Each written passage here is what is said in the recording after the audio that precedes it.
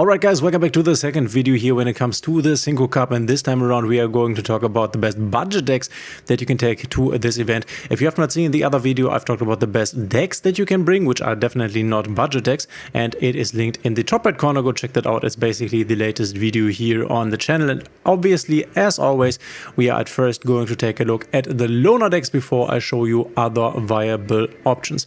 And the first one we have right here is kind of like a Speedroid variant. Once again, we can take a look at the hand trap lineup, which is something I always criticize with these loner decks. But here we actually have 8 hand traps. That's kind of nice. That's definitely an improvement since they basically only give us 6 hand traps ever. And we also have called buys. So, okay, I'm definitely more happy with this hand trap lineup than before. I guess they don't want to give us too many good loner decks, since then people would not really have motivation to craft cards for the event. So the loner decks can never be too good, because then, yeah, this event doesn't really get Konami any money, I guess. But here we have this Synchro pile, Speedroid pile. I think the problem with this loner deck is that you really have to understand how to play this and how to play this optimally, because not a lot of people I know are on this deck, and this is definitely not an easy deck. We also have pendulum monsters in here, which I'm not even sure whether we need these pendulum effects or whether they are there for different purposes. So I think even though this could be a nice loner deck, I can definitely see this loner deck ending up on a very impressive end board, because we also play the new guy here. Obviously makes sense, I guess. I don't really see a lot of people firstly being able to play this deck really well, because it's not really around. But I mean, if you know how to play the deck, then I think it can function kind of nice. We have some nice starters here that we can work with starting into our synchro plays, and then climb up into nice boss monsters like the Baron, like this new boss monster here. But yeah, you definitely have to know how to play the deck in order to be successful with it. Then again, I'm pretty happy when it comes to the non-engine count here. There's definitely something. Also Maxi with one of the most important ones, and the combination of, so they basically gave us the best ones, right? They gave us Maxi, they gave us Ash Blossom, they gave us a way to counter Maxi and Ash Blossom, and they gave us Infinite Impermanence. So I'm very happy with how this deck is built, and if you know how to play this, I think this is a good choice, but might not be the best choice for people in general. The next thing we have here is Proud Pitch Blackwings, and I have to say, this is actually a very, very good loner deck. Once again, the problem is that you have to understand how to play this, so you have to watch some videos. I played this also when this deck came out, and I can tell you that there's basically everything here, at least as far as I can see, that we need to be successful with this, because this is not only the stuff that you will get from the structure deck, like the Blackwing Dragons, and I think in the structure deck there is the Blackwing Full Armor Master, but this also gives you the cards that you normally would need to craft, like I think the Blackwing Tamer and the Nothang. These are cards I needed to craft in order to play this deck, but if I can see this correctly here, there's basically everything important in here, or the Hot Red Dragon Archfiend, for example. And what you can do with this deck, it's pretty funny. On your first turn, you can end up, I think, on triple Blackwinged Assault Dragon, which every time that monster effect is activated, this does 700 damage to your opponent, so it's very easy to kill with this. We don't have the Kali Yuga build, obviously, because Kali Yuga is an XYZ, but we don't need the Kali Yuga build, I think, because this is already pretty strong. You just need to understand how to play this combo, basically.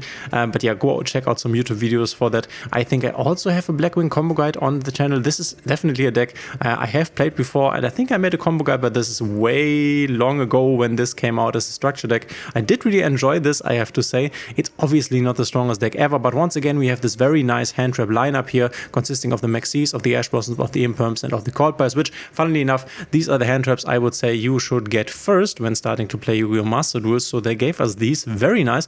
Yeah, and everything else here, the ratios are even kind of nice. So the ratios actually are how you would play it in the like competitive deck, minus this Black Shadow Squall. This you would not play, but other than that, the ratios are actually correct.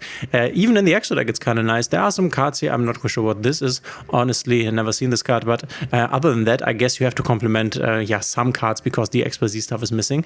Very nice, very good loner deck here, and definitely a very powerful one that you will definitely have an easy time with finishing the event. And then we have this Crystalline Fighter Max loaner deck where you get the Crystron stuff here together with some other cards, which are these Mecha Phantom Beast cards, which I'm not super familiar with. I definitely like, so first of all, I like that they once again gave us this lineup, the Central lineup. This is a given by now, I guess. They also gave us, and this I like, the Therion King Regulus, and they gave us some Board Breaker Kaijus, which is also kind of nice, which I think we can also search. Or why is there a title in here? If this card is in your hand or graveyard, you can manage a total of, okay, now you can discard this card and one water monster to the graveyard, send one monster from your deck to the graveyard.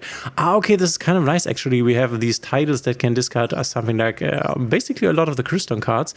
All of the Crystalline cards are aqua, okay. To send something to the graveyard like the Smilgar, like the Theistvern, to then add your inclusion, start your plays. Very nice, the title here. Definitely a very competitive list. We have the Scrap Recycler, which I've also shown you in my best decks list here, which is a good starter now that we unfortunately don't have the link 1 that we normally want to go into with our Smilgar to get Smilgar into the graveyard. But yeah, with the tide you can also get Smilgar into the graveyard. They also give us Foolish, very nice. And then we have the most important cards here in the extra deck, Carrion Drugs. We even have a Legacia and like a also Supreme Sovereign, so we even have very nice generic extra deck monsters. I don't like that we only have one FA drawn deck. I would have definitely loved to see one more, and then there are some other cards for different situations. When this card is single summon this turn, this card can be destroyed by battle or by card effect. Also, you take no damage. So if you need to some damage source that is protected, for example. But you have basically all the Crystron cards in here. This is also a very good loaner deck, I have to say. It's tough to say whether I think this or the Blackwing one is better. Both of them are pretty good. I would say the Crystal one is most likely a bit better since the deck is just better. But if you can end up with your Blackwing deck on the Assault Dragons, then this is also pretty much game over. So yeah, both of them extremely good loaner decks. The first one I didn't like that much, honestly, but these might be the best loaner decks I've ever seen in an event. So you can definitely take either this one or the Blackwing one and be very successful with it, or you can even take this other Synchro one if you know how to play it consistently. Now I will show you some other options that you theoretically have where you can look into your collection and see what a loaner deck, or budget deck basically, you could build for yourself. So here I just wanted to talk about a few different deck cores that you can just go and look for in your collection, whether you have them or not, because in this event there's not really like a budget synchro deck that you can, I mean there's really one I will show you in a second here, but there's not really the budget deck that you can take like the Spider Splitter OTK deck when you can play XYZs, for example, which only has normals and rares. In this event there is nothing like this that is really strong, which is why I just wanted to show you what options you basically have. So I think the best real budget option, if you don't want to go for the loaner decks, which they are actually kind of nice, is to play this Crimson stuff, right? The Crimson, Red Rising Crimson Dragon together with the Scarlet Dragon Archfiend and the Vision Resonator, because this is also from a structure deck. So you can in theory just 3 times buy this structure deck, the Scarlet, or however it is called, the Resonator structure deck basically, and yeah, you can have quite a good deck. I'm not sure whether this is even better than the loaner decks, if I have to be honest, but it might be. This depends, I think, on whether you have more hand traps and non-engines than the loaner decks have, because even though they have 8, this is pretty low and you definitely want to have a bit more, like at least 12, I would say. So if you have more hand traps or board breakers that you have already in your collection, then I think a deck consisting of these cards from the structure deck might be very nice. I think this is also a good investment because it's only 1,500. Maybe you already have this and you will also be able to use this deck in any other synchro based event, and it will always be kind of nice, always be kind of a good budget option. So this is the real budget option in this event that you have to not invest as much money in. Then we also have, just want to show you this, obviously the Crystron stuff. This depends also, this is just the other ones are just more like me telling you to go look into your collection whether you have cards like these, and I'll show you the ultra rares. But Crystron, you have the Tristaros and the Skeletus, as well as the Tristron spell that you need basically. Yeah, if you have all the Crystron cards, then you can definitely build a better version than the deck you have seen in the loaner part of the video, but the loaner deck is definitely super good. Then we have Sword Soul, which is another option. A lot of people have this because they have been gifted the Sword Soul deck, and yeah, Sword Soul another option that you can take. Obviously we can't really play it together with the Tenny stuff, which is a bit sad, so yeah, yeah, we basically have to rely on our Sword Soul boss monsters here a bit more than we would normally like to do. And if you have it, you can also supplement this with the new Tenny cards, even though they are Tenny support. This, for example, is another tuner, which is kind of nice.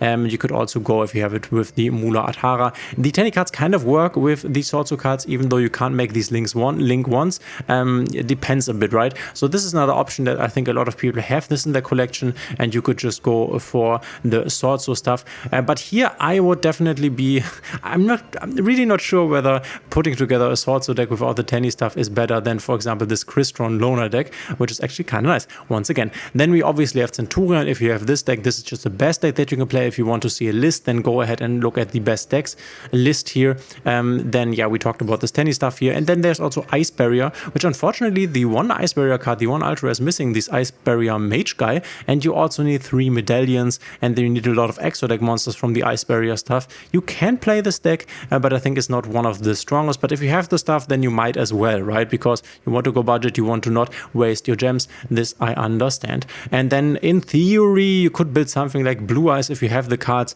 It's not great because obviously we are missing the Link 1, which is kind of important. But there are other, so you basically build it more like an older Blue Eyes deck, where you play like Blue Eyes Alternative Dragon. So basically Blue Eyes before they got their additional support, but you will have the option of playing your Maiden and your Wishes for Eyes of Blue. So it's better than the old Blue Eyes, but not as good as Blue Eyes normally can be. And now now that I think about it, I think the Primate stuff isn't in here, or the Primate stuff is actually in, but without the Drill Beam, which is a bit sad, but you could still play this. Maybe just play like the Primate stuff here, because they are still dragons. You can still summon the Blue Eyes with that. You can't turn this into a Link 1.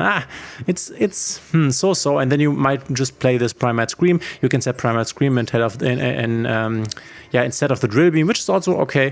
This is also an option you could take if you want to go for this Blue Eyes route. But I think these are the options that you have right here. There's basically no other real synchro stuff that you could play. So go ahead and take a look at your collection, see what you have there, what you can throw together. And I would say if you want the total budget version, which is also kind of a nice deck, then just go for this Resonator, Crimson stuff here, or just get one of the Loner decks. This time around they are very, very nice. Maybe they made them so nice because there is no real very budget deck that you can play in this event.